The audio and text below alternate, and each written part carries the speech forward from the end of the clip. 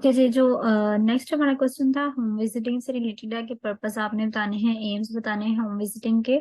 AIIMS क्या होते हैं जी होम विजिटिंग के? तो सबसे पहला जो एम है होम विजिटिंग का वो क्या होता है कि आपने असेस करना है हेल्थ नीड्स ऑफ कम्युनिटी को। यानी आपने अगर घर में जाके विजिट करना है किसी के, सीएचएन में हम पढ़ते हैं कि जो कम्युनिटी हेल्थ नर्स होती है वो होम विजिटिंग का प्रोसेस जो है वो करती है, यानी घर घर जाके जो विजिट करती है। तो क्यों करती है? उसने जो हेल्थ नीड्स होती हैं कम्युनिटी की वो असेस करनी होती है। ठीक है, उसके बाद आता है कि to plan the health facility, यानी उस कम्युनिटी के लिए क्या क्या जो है फर्दर प्लानिंग की जरूरत है, इस चीज को असेस करना होता है। उसने इसके बारे में प्लानिंग करनी होती है। इसके अलावा ये कि स्पेशल केस है, अगर कोई कम्युनिटी के अंदर कोई डिजीज है किसी को, ठीक है, तो वो केस को जो है वो डिस्कस करेगी, उसको फाइंड आउट करेगी, बाद में उसका ट्रीटमेंट के लिए रेफर करेगी। इसके अलावा ये कि हेल्थ एजुकेशन प्रोवाइड करने के लिए पब्लिक को जो है वो हेल्थ एजुकेशन देनी होती है। ठीक है, उसके लिए जो है वो होम विजिटिंग का जो है प्रोसेस किया जाता है। इसके अलावा एंटीनेटल और पोस्ट नेटल केयर जो होते हैं वो प्रोवाइड करने के लिए, क्योंकि जो पब्लिक होती है उसको इतनी अवेयरनेस नहीं होती। ठीक है, फिर जो कम्युनिटी हेल्थ नर्स होती है वो होम विजिटिंग का प्रोसेस करती है और उससे जो है वो एंटीनेटल और पोस्ट नेटल केयर जो है वो भी प्रोवाइड करती है।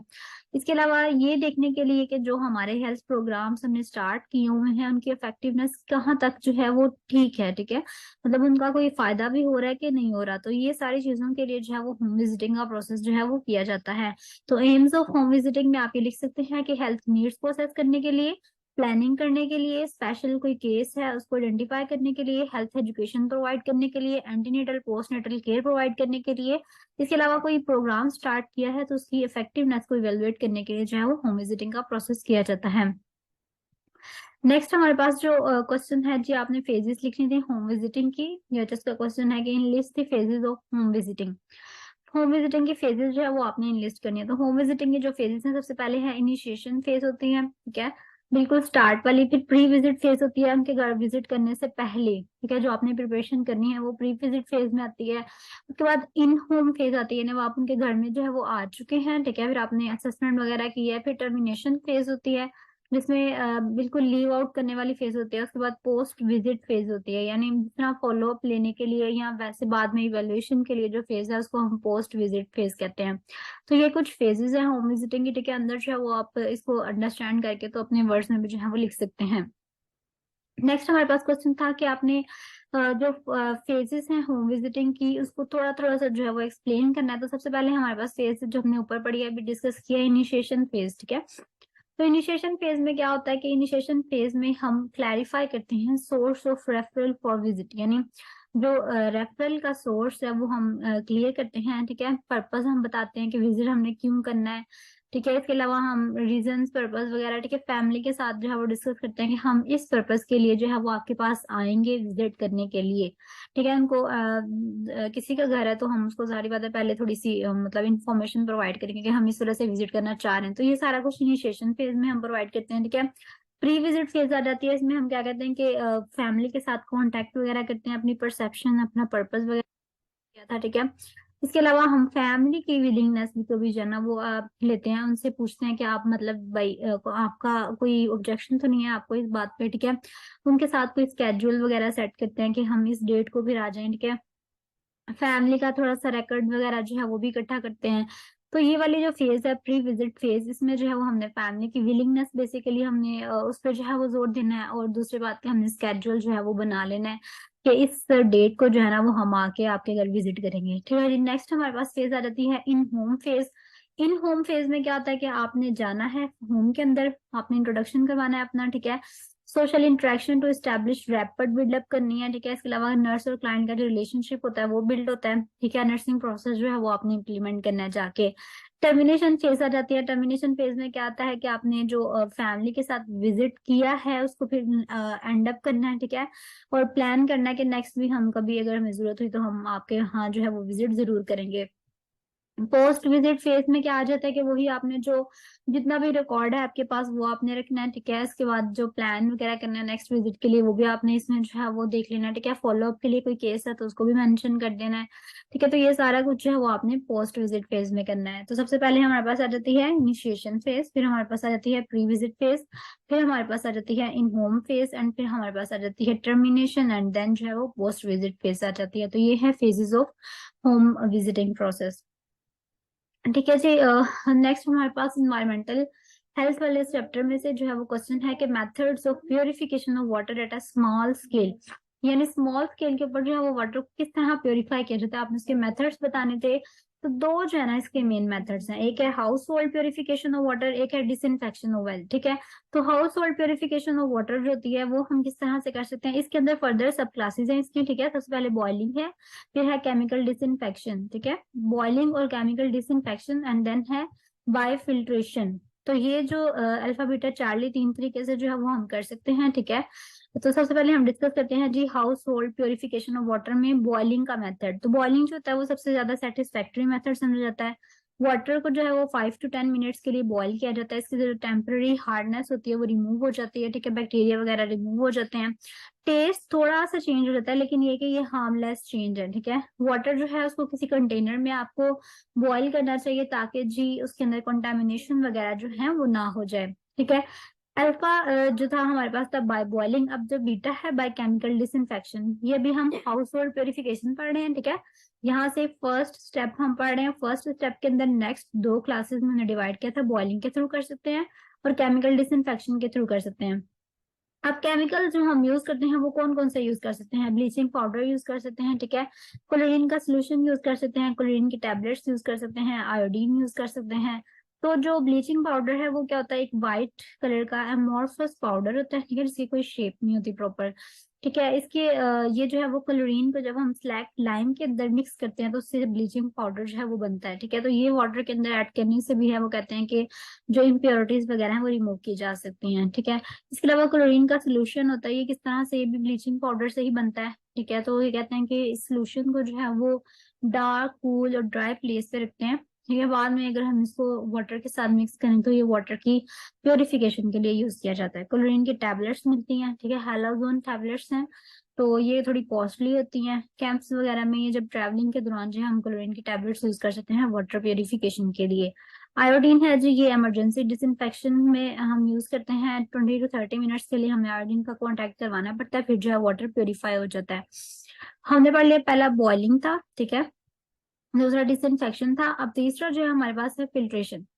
फिल्ट्रेशन के थ्रू आप कर सकते हैं। फिल्टर डिफरेंट तरह के हैं जो हमने पहले फर्स्ट ईयर में भी पढ़े थे, जिस तरह के पास्ट चैम्बरलैंड फिल्टर होता है। ठीक है, कैटरिन फिल्टर है, बर्गफील्ड फिल्टर है, मेटा फिल्टर है, स्टीलर फिल्टर है। तो ये सारे फिल्टर्स जो है वो यूज करते हुए पानी को जो है प्योरीफाई किया जा सकता है। ठीक है जी, तो फर्स्ट स्टेप हमारा यहाँ पे खत्म हो जाता है। ठीक है, जो हमने पहला home house hold purification water वाला था ये हमारे पास खत्म हो गया। नेक्स्ट हमारे पास जो दूसरा था वो था डिसइंफेक्शन ऑफ वेल। ठीक है, तो डिसइंफेक्शन ऑफ वेल में क्या है जी, वेल्स जो है वो वाटर का मेन सोर्स होते हैं। ठीक है, मोस्ट इफेक्टिव मेथड यही होता है कि वेल को जो ब्लीचिंग पाउडर के साथ डिसइंफेक्ट कर दिया जाए। ठीक है, नॉर्मल डेज में जो है वो हम इसको कर लेते हैं, और यहाँ एपिडेमिक्स के अंदर भी जो है वो इसको दोबारा से डिसइंफेक्शन का प्रोसेस किया जाता है। तो डिसइंफेक्शन करने के लिए आपने क्या करना होता है, सबसे पहले आपने इसका वॉल्यूम जो होता है वाटर का वो देखना होता है।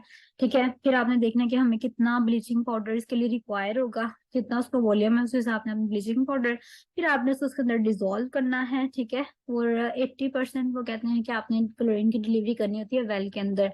तो इस तरह से जो है वो आप वेल डिसइंफेक्शन जो है वो कर सकते हैं। तो ये हमारा क्वेश्चन जो था वो यहाँ पे कंप्लीट हो सकता है कि आपने प्योरिफिकेशन किस तरह से करनी है वाटर की at a small scale. Next हमारे पास जो क्वेश्चन नंबर 6 है कि what are the effects of poor ventilation on health. ये भी इन्वायरमेंटल हेल्थ वाले चैप्टर में से जो है वो क्वेश्चन आया हुआ है कि पुअर वेंटिलेशन के जो है वो हेल्थ के ऊपर क्या इफेक्ट्स आते हैं। ठीक है, तो वेंटिलेशन जो है एक इम्पोर्टेंट कहते हैं ह्यूमन आउटकम है। ठीक है, इसके अंदर ये है कि अगर ये ना हो वेंटिलेशन प्रॉपर तरीके से तो आपको कम्युनिकेबल रेस्पिरेटरी इलनेस हो सकती है, स्किन इन्फेक्शन हो सकते हैं, हो सकते हैं, सिक बिल्डिंग सिंड्रोम हो सकती है। ठीक है, तो इस तरह से डिफरेंट जो आउटकम्स है ना वो इंसानों के ऊपर आ सकते हैं अगर पुअर वेंटिलेशन होगी। ठीक है, कम्युनिकेबल रेस्पिरेटरी इलनेस हमारा पहला पॉइंट है। तो कम्युनिकेबल रेस्पिरेटरी इलनेस में हम देख लेते हैं निमोनिया हो सकता है, टॉन्सिलाइटिस है, ब्रोंकाइटिस की डिजीज हो सकती है, इन्फ्लुएंजा हो सकता है, ट्यूबरक्लोसिस हो सकता है। ठीक है, नेक्स्ट हमने स्किन इन्फेक्शन पढ़ा था। तो स्किन इन्फेक्शन में जो है वो हमारे पास स्केबीज आ जाता है, फंगल इन्फेक्शन है, सेप्टिक बॉयल्स है, और स्टेफिलोकोकल इन्फेक्शन जो है वो हो सकता है।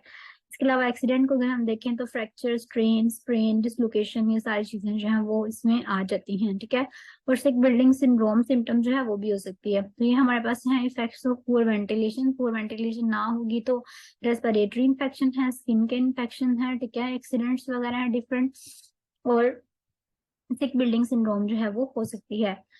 क्या जी, नेक्स्ट हमारा क्वेश्चन है कि आपने रिफ्यूज डिस्पोजल के मेथड्स जो थे वो आपने बताने थे। तो रिफ्यूज डिस्पोजल में सबसे पहला मेथड आता है डंपिंग का, ठीक है, दूसरा आता है कंट्रोल टिपिंग का, और तीसरा है इंसिनरेशन, ठीक है, फोर्थ वन है कंपोस्टिंग, और फाइव है मैन्यूर पिट्स, सिक्स है बरियल, और सेवन है डिस्ट्रक्टर्स, ठीक है। तो ये जो सारे हैं ये किसके मेथड है, रिफ्यूज डिस्पोजल के। डंपिंग का क्या मतलब होता है, डंपिंग का मतलब होता है ये एक इजी मेथड है ड्राई रिफ्यूज को डिस्पोज करने के लिए।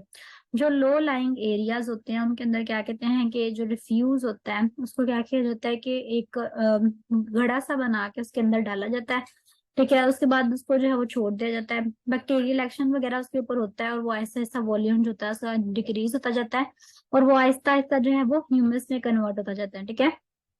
तो इसका एक ये फायदा होता है कि अगर कोई डिप्रेशन वगैरह यानी कि घड़ा वगैरह बना हुआ है उसको ये फिल कर देगा, ठीक है। तो उससे एक तो ये फायदा हो जाता है, लेकिन नुकसान क्या होता है कि वो ऐसे ओपन होता है, ठीक है, उसके ऊपर फ्लाइज वगैरह आती हैं, रोडेंट्स वगैरह आते हैं। और इसके अलावा ये कि जब हवा चलती है तो वो जो सारा डेब्रिस होता है वो क्या होता है, डिस्पर्स हो जाता है, ठीक है। इसके अलावा ये कि स्मेल वगैरह वहां पे बहुत ज्यादा उस एरिया में हो जाती है, वहां का वाटर जो होता है वो बहुत ज्यादा पोल्यूट हो जाता है, ठीक है। तो ये जो तो कुछ जो है ना ये इसको इस तरह से अनसैनिटरी मेथड जो है डंपिंग को समझा जाता है। आपको डंपिंग की समझ आ गई। नेक्स्ट हमारे पास जो सेकंड मेथड है रिफ्यूज डिस्पोजल का, वो है कंट्रोल टिपिंग। कंट्रोल टिपिंग भी जो है वो तकरीबन इससे थोड़ा मिलता जुलता है। इसमें क्या कहते हैं कि इसको जरा सेटिस्फैक्ट्री मेथड समझा जाता है, ठीक है, जहां पे भी आपको सूटेबल लैंड जो है वो अवेलेबल होती है, आपने मटेरियल को ट्रेंच बना के उस एरिया के अंदर जो है वो कर देना होता है, रख देना होता है, ठीक है।